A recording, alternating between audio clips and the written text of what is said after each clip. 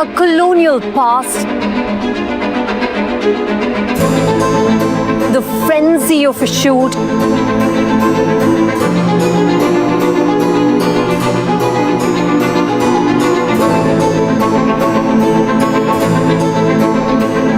and a mission to rewrite history.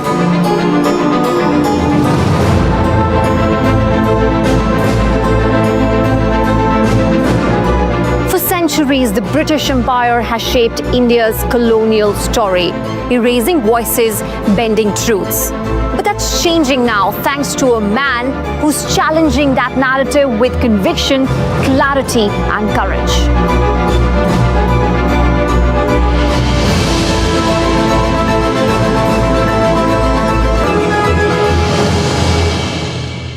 India's share of the world economy when Britain arrived. May 2015, a speech echoes through Oxford halls. Words sharp enough to crack centuries of silence. Oppress, enslave, kill, torture, maim people for 200 years and then celebrate the fact that they're democratic at the end of it. This was the start of a reckoning. Now he returns to unravel the truth behind the empire's tale.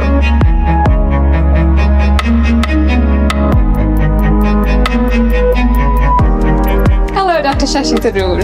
Hey, nice to see you, Ranjan. Nice to see you too. Are you ready to roll? I am ready to roll. 3, 2, 1, action!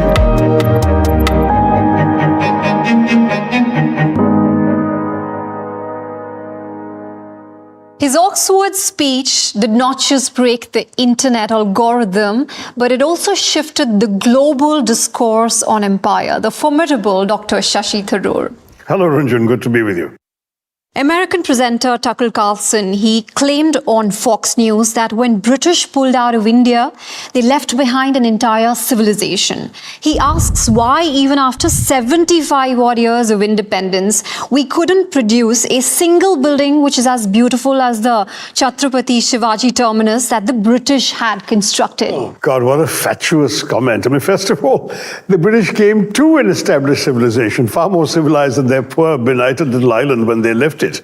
And they destroyed much of what they could find. But the question of asking why we couldn't build a building like the Shivaji terminal, Victoria terminus, as the British called it, is like asking the Americans, why in 200 years of independence have you never built anything as beautiful as the Taj Mahal? I mean, come on. Each society, each civilization, each culture has its own forms of architectural expression. And indeed, everything is now influenced by everything else. In fact, before the Taj Mahal, there was Humayun's tomb, which is, in my view, equally beautiful. You can go even further back, come to my constituency and see the Padmanabha Swami temple, 1100 AD. Why have the Americans not built anything even close to that in beauty? Look at some of the extraordinary detailed sculptures on the temples of the south, the temples of Konark, Khajuraho for that matter. Why haven't Mr. Tucker Carlson's forebears been able to even approach anything like that? These are silly questions. Each society is different. It has different buildings, different artifacts. Let's just appreciate what the world has left behind for us and mourn the ones that were blown up by colonists, invaders, and conquerors. Go to the Elephanta caves outside Mumbai, and you will see how many statues were literally used as target practice by British soldiers. Bullets blowing off the noses and ears and part of the bodies of exquisitely carved statues, far, far, far greater and nobler than anything their society could have produced. Well, another commentator and culture suggests that colonies owe Britain reparations. I'm saying that again. Colonies owe Britain reparations for railroads, for indoor plumbing, for saving Indians from practices like the Sati Pratha. Where do you even begin to set the record straight, Shashi? I've addressed the railways claim at some length in my book because it's the favorite one of many people. And I'm certainly the other two we can dismiss in a minute. Nobody had indoor plumbing till the 19th century, not even Americans or British. Go and visit Theodore Roosevelt's house, for example, at the beginning of the 20th century, and they will show you there was no indoor plumbing. They had to literally construct water closets inside, otherwise people had to go out. That was simply the way the world was, and India was no different. When the world discovered indoor plumbing, we would have had it too. We didn't need to be conquered in order to acquire indoor plumbing, for God's sake. And the same with other reforms. Every society reformed at its own pace. There were indigenous reform movements against sati as well. Okay, so the British happened to conquer us and abolish it. But if they hadn't conquered us and abolished it, we would have got around to abolishing it ourselves. The railways were built entirely for the advantages of the British. The official minute by the then Governor General, Lord Dalhousie, in proposing bringing railways to India, actually laid out very clearly that what they wanted was, number one, a means to have an easier access to the hinterland, to extract raw materials, bring them to the ports, to ship them to England. It was part of the loot. And the secondary purpose would be to be able to send troops into restless or rebellious portions of the country in order to quell them more easily. That was it. It was entirely about colonial extraction and colonial suppression. It had nothing to do with the benefit of the Indians, number one. Number two, the railways are built entirely on the backs of the Indians, with Indian taxes paying for every penny practically of the construction. Whereas the profits entirely went to Britons living in England and buying shares in the railways and the stock exchange. It was the single most profitable investment in Britain in any London Stock Exchange transaction between 1845 and 1875 was to invest in the Indian railways. The railways were run entirely by the British. Indians did not even benefit in terms of employment, from the lowliest ticket collector to the substation masters. Everyone was white and British, right up to the First World War. That's when a lot of young British men got killed in the trenches in Europe, and they suddenly needed to hire people, so they started hiring Indians, and mainly Anglo-Indians, and occasionally a few others, but a handful. If you look at the 100-year history of the railways of Britain in India, the number of Indians even employed by the railways were very, very few. And fourth, the routes were designed for British colonial purposes and were not designed to help, for example, Indian passengers to move. Passenger compartments were added as an afterthought. First of all, they were first-class whites-only reserved compartments. Then they brought in some compartments for the Indian passengers, but they were herded in like cattle. If you want, that was the original cattle class. It was wooden benches or none at all, people shoved in literally like animals, and yet they paid more in terms of the then prevailing national income. They had the highest and most expensive passenger tickets in the world, whereas the British companies using the same trains for freight had the lowest and cheapest freight rates in the world. Now, all this is amply researched and documented. For the British to claim the slightest credit for having done any good to India through the railways is arrant hypocrisy. So now you can't talk about British imperialism in India without talking about the East India Company. Now, this company had some 35 odd employees in the headquarters. But there are thousands in India, yeah. And yet this company managed to take over this entire subcontinent. Yeah. It's essentially a 18th century version of a tech company like a Meta or an X. It's unthinkable today that a company would conquer a country, but that's Meta has conquered the world, hasn't it? No, I mean, it's obviously unthinkable today, but there were a number of factors. First of all, the British came as a company to trade. They were a commercial venture. They had a charter from the royal court in Britain, and they came here to trade. And in fact, don't forget that the East India Company was established in 1600, and India had been trading with the world, particularly in fine textiles, cottons, linens, muslins, and so on, for literally more than 2,000 years before that. India was the world's leading exporter of fine cloth. Silks too, in some places. Though China was more famous for silks, but we also had Indian silks. And muslin, linen was so famous, it was said that Indian muslins were light as woven air. And there's a famous story of how you could pull a gauze through a ring. So these guys came to buy all that, and of course the traditional desire for Indian spices, particularly to preserve things before the invention of refrigeration. And so spices, particularly from the south, cloth from the rest of India, and of course they needed to get it out through ports because everything was sea trade in those days. So the East India Company comes, they try and establish a presence on the coasts, Surat first, Masulipatam in the south, north towards what we now know as Kolkata. And what do? They start trading, which means that they have to bring money from England. They don't have too much of it. Purchase goods in India, which they then took back to England and sold for 4 or 5 times the price they'd paid. That's how they made money, and that's how the company had begun to prosper. Through most of the 17th century, that's all the East India Company was, and if that was all the story was, we wouldn't have minded. But 2 things happened in parallel. First, they became richer. And by the way, though there were only 35 people at headquarters, they had their tentacles right across the British establishment.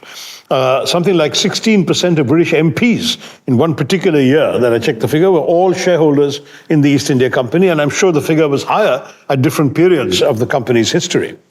So by about 1700, and this is a time when India, by the way, accounted for 27% of global GDP, China was 23%, and Britain was 1.8%. In fact, in 1700, the revenues of the Mughal Emperor Aurangzeb exceeded that of all the crowned heads of Europe put together, okay? Then they started establishing more significant presences near the ports. Why? Partially because the Indian rulers were so complacent that they didn't see any danger in this. So they would give them land. You know, they used to call them factories, but they were not factories in the sense of manufacturing anything. They were the traders of the East India Company, for some reason, were called factors.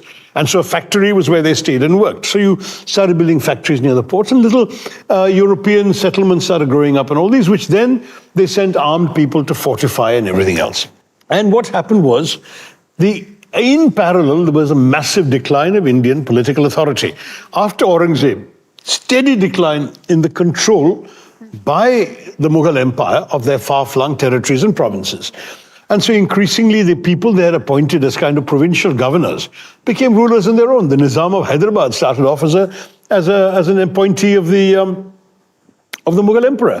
The Nawab of Bengal started off as an appointee of the Mughal Emperor. These guys all then became Rajas, Maharajas, kings and conquerors in their own steam.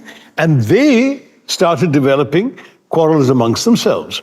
So in this fractious atmosphere, you also had the rise of the Marathas, who had been in revolt against the Mughals going back to the mid-16th century under Shivaji. One of the first things they did was to get themselves a firman from the Mughal emperor, who couldn't be bothered to go and collect revenue in a far-flung province like Bengal, to collect the revenue for him. Now, what did the British do with that? They collected more revenue, far more revenue than they were supposed to, by raising rates, by extorting, by beating and torturing people who couldn't pay. And then they said, isn't it so much better, instead of trading with these Indians, to trade at the point of a gun? So they had the guns, they had the control, and they basically used the revenues that they were making from the Indians. So they're coming to you, taking your money at gunpoint, and then giving you your money to buy what you have to sell at a rate lower than you wanted to sell it for. It was a mafia operation, Runjun. You just cannot imagine the cynical way in which colonialism, the East India Company, converted itself from a relatively innocent trading company into an extortion racket. And that's what it became. Historians have debated over it. Reddit threads have spiraled over it. The viral $45 trillion figure. Is that an accurate figure, Shashi? 45 trillion pounds is what Professor Ursa Patnaik calculated. And then somebody else more recently, I think just a couple of years ago, came up with $64 billion. The 45 billion pounds was a figure she calculated, if I remember correctly, from roughly 1750 to 1900. So there was also more extraction thereafter in the 20th century. Now, I don't know, I'm not an econometrician, I'm not a scholar of numbers, but I will say 2 or 3 things. Number one, there was absolutely no doubt that there was money being extracted on an annual basis because the British East India Company actually meticulously kept accounts of the money they were repatriating back to their shareholders in London. So you know how much physical money went. Second, you know how little of it was invested back in India because they constructed practically nothing. And there was no famine relief, for example, right well into the late 19th century. Third, you also know that there were incalculable losses from, for example, the payment of unfair prices. So if I used to buy your muslin, for argument's sake, for £10, and now pointing a gun at you, I'm buying your muslin for £1, is there not a loss of £9 there? You could calculate that. Similarly, when I extract cotton from India, which you are no longer able to weave and make into cloth, ship it to England, run it through my mills and factories, and sell it back to you for a profit, how do you calculate the loss of that? I remember saying in my Oxford speech, first of all, that the putting of a monetary price on the damage done is wrong because the money only begins to capture a small portion of it. Secondly, how do you calculate the loss of human life? Third, how do you calculate the loss of lives in things like massacres? 150,000 men, women, and children butchered in Delhi after the revolt of 1857. You're going to put a price on their lives? And then finally, any amount of money you come up with as a figure, any credible figure, and 45 is probably more credible than others, any credible figure is not payable. And any payable figure is not credible. And finally, the one simplest thing for them to do, and I demanded this when my book came out and I was touring England on my book, I said, the one thing you folks have never done is just say sorry. Apologize for the wrongs that you have done. And I said there's a great occasion coming up, the centenary of the Jallianwala Bagh massacre, one of the most shameless atrocities in the history of a regime riddled with evil and killing, was the Jallianwala Bagh massacre. I was speaking in 2017. I said, April 13, 2019, perfect opportunity.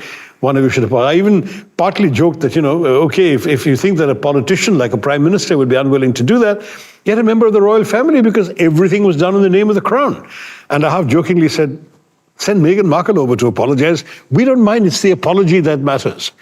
But anyway, Meghan Markle's no longer in the royal family, and the British Prime Minister finally spoke in the House of Commons on that day, the centenary of the massacre, and gave a very mealy-mouthed expression of regret for the events of that day. I mean, if Hitler had said, I regret the events that took place in Auschwitz, would anybody have considered that an apology? I'm sorry, I don't. Now, Shashi, since through this conversation we're trying to get into the colonial mindset, it would be hard not to mention Mr. Churchill. Now, he has said an awful lot of bad things about Indians. He's gone on to say that Indians are beastly people with a beastly religion. Do you think it was just old school racism, or was it more than that? Was it a strategic plan to impose domination? The man was an out-and-out racist. About that, there is no doubt. He was a vile, vile character. I've often had quarrels with English people who revere him as some sort of fighter for freedom and democracy. I said, this is a Democrat? A man who came and did what he did to us, what he did to the Irish, what he did to the Mesopotamians, a man who went to Italy in the 1920s, praised Mussolini and fascism, and said that if Britain ever reached the condition of Italy, he hoped that Britain would find its own Mussolini. This man is a man who's a hero of democracy. I find it pathetic, hypocritical and dishonest on the part of the Brits to exalt this evil figure who, to my mind, stands amongst the worst oppressors and tyrants of the 20th century. But having said that, yes, he said all the things you said. Worse, he denied food aid to starving Indians during the famine of 1943 to 44, the Great Bengal Famine, as it was called, caused principally a British extracting grain from Britain and sending it off to Europe and to England at that time in order to enhance buffer stocks for their troops as fighting was going on. And when conscience-stricken British officials wrote to him saying that because of your decisions, there are people literally dying in the streets before our eyes, he wrote in the margin of the file, why hasn't Gandhi died yet? That's the kind of man you're dealing with. Could anything be more reprehensible? His own Secretary of State for India, Lord Amory, wrote in his private diary in 1944-45, I cannot tell the difference between Churchill and Hitler. And that's his own minister in his own cabinet. Now, Shashi, also in your blockbuster, viral Oxford speech, you mentioned that around 1.3 million Indians had served in the World War I, and yet there's barely any recognition. Why do you think that is? Well, there were two problems at that time. First of all, of course, for the British, it was a European war fought between Europeans, and our soldiers were essentially cannon fodder. So they had no desire to recognize the sacrifices, even though the honest truth is that at the very beginning of the war, they were so unprepared that they had to divert a ship that was sailing to Cairo with Indian soldiers with cotton uniforms for the heat of North Africa and Egypt, to France and to Belgium in order to stop the German advances. The first few battles of the First World War were all fought by Indian soldiers. And they were able to stem the tide of the German advances in Neuchâtel, in Ypres, in many other battles. But the British never gave them credit because they wanted the story of their own heroism and their own sacrifice and their own valor to be told. That was on the British side. 74,000 Indians lost their lives. Another 175,000 were severely wounded, injured, maimed for life. Okay? But there was also a problem back home. Because when these Indian soldiers were fighting in the First World War, the British had, in their own cleverly drafted formulation, promised India in return a transition to responsible self-government, by which every Indian leader, including Mahatma Gandhi, understood that India would get dominion status like Australia, Canada, South Africa at the end of the war. And so Mahatma Gandhi actually urged Indians to go and fight because he said, you're fighting for India's freedom, you're going to get freedom at the end of the war. War ended, Britain won, and they broke their promise. Perfidious Albion, that's how they behaved. Also, Shashi, there are some Redditors who've started wondering whether colonialism was even worth it economically, or was it more of a drain than gain? That's a preposterous argument. I remember quoting in the book an account by a British writer in the 1790s who took a carriage ride down a couple of prominent thoroughfares in London, counting the number of mansions, buildings, and great monuments built with Indian money. Britain is just dotted with the visible representations of loot from India. And what is more, look at the actual numbers. In the 250 years of British presence in India, their GDP per capita grew by 347%. India shrank. Okay, so you're looking at a country which was one of the most prosperous, richest countries in the world, as I said, in 1700, 27% of global GDP. As late as 1800, 23% of global GDP. And when the British left, 1.8%. Now, this is not high-level mathematics. You can see the difference. Britain went from being this really poor, benighted, desperate, underdeveloped country into this great outpost of human civilization, prosperity, gold, and commerce. And India became a poster child for third world destitution, poverty, disease, malnutrition, and suffering. Dr. Shashi Tharoor, it's a quick true or false. I start with when the British arrived to the Indian subcontinent, formal education was virtually zero. True or false? False. There's a lot to be talked about. We should probably have an entire conversation on education. India, first of all, had the oldest universities in the world. I mean, Nalanda was attracting foreign students from places as far west as Persia and Turkey and as far east as Korea and Japan. We're talking about in the 7th, 8th centuries AD, okay? If you look before that, Takshashila goes back to the time of Christ. Vikramshila. There were at least half a dozen universities I could name. Yes, if you were to say the British, in terms of their formal education system, found no equivalent in India, arguably you could make that case. But then what did you do about it? You see, the British, Will Durant, the American historian, traveled to India in 1930. He was researching his book on human civilization, the story of civilization, famous 7 or 8 volume study of human civilization. He came to India and he was so horrified by what he discovered that he put aside his work on the civilization book and wrote a book about British colonialism in India, which he considered one of the greatest abominations and evils he'd ever seen in human history. And he mentioned that the entire educational budget of the British in India in 1930, at every level of instruction put together, was less than New York State was spending on high school education at that very year. Billions of people now live better lives than they would have lived had Europeans not colonized the globe. True or false? More complicated than that. There were certainly a number of European inventions from which the whole globe has benefited. There were advances in modern medicine. Alexander Fleming discovering penicillin in India. Right? I mean, this is something which all of us who've taken penicillin shots or antibiotics should be grateful for. Did he have to conquer India to do it? I don't believe so. He could have come here and worked, and some rich Maharaja could have hired him, and he could have found out penicillin by researching it here if he wanted to. I mean, I'm just saying, I don't think that any of these great advances actually justify colonialism, because you don't need to be colonized to invent jet engines. You don't need to be colonized to invent, you don't need to be a colonialist to invent antibiotics. You don't need to go and conquer and oppress people in order to be able to create some of the modern technologies that today have made the globe a better place.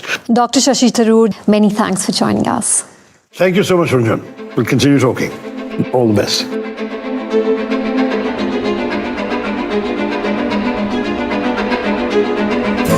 We've only begun to peel back the layers. The British didn't just rule. They looted, erased, and rewrote our story for centuries. The truth is waiting to be told. Remember, history belongs to those who rise to tell it.